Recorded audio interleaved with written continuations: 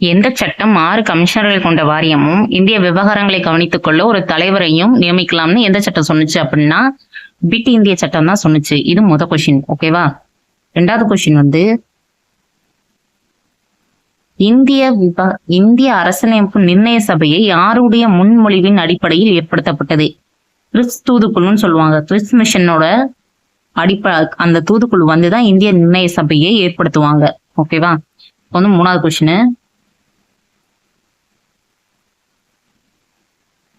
மூணாவது கொஸ்டின் 1773ஆம் ஆண்டு ஒழுங்குமுறை சட்டம் யாரால் நிறைவேற்றப்பட்டது? 1773வது ஒழுங்குமுறை சட்டம், அந்த ஆண்டுல கொண்டு வந்த ஒழுங்குமுறை சட்டம் யாரால் நிறைவேற்றப்பட்டது? அது வந்து நாட் பிரபு அவங்களால ஏற்படுத்தப்பட்டது.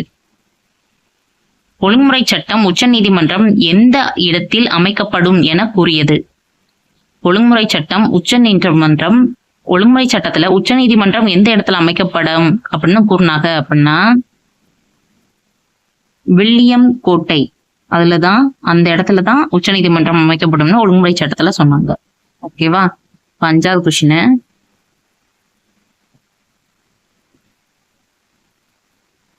கூற்றும் காரணமும் கொடுத்திருக்காங்க 5வது கொஸ்டின்ல. இதுல வந்து இந்த மார்லே மிண்டோ சீர்திருத்தம் என அழைக்கப்படுகின்ற இந்திய கவுன்சில் சட்டம் 1909 தான் ஏற்படுத்தப்பட்டது அப்படின்னு சொல்லியிருக்காங்க கூற்றுல.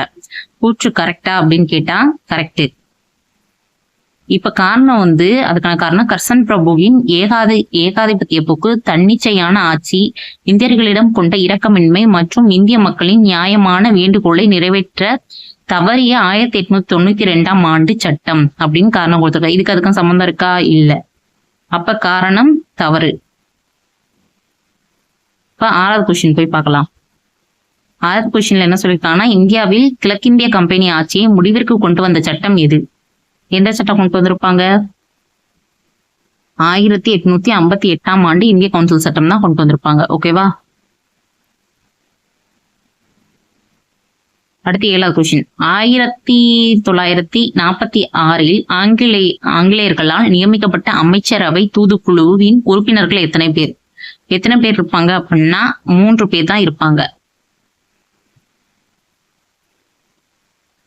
அடுத்து 8வது கொஸ்டின். இதுல வந்து மேட்ச் த ஃபாலோயிங் கொடுத்திருக்காங்க. இதுல தாய்மொழி பத்திரிகை சட்டம் 1878, இது சரிதான். இந்த பத்திரிகை சட்டம் கொண்டு வந்தது யாரு அப்படின்னா லிட்டன் பிரபு.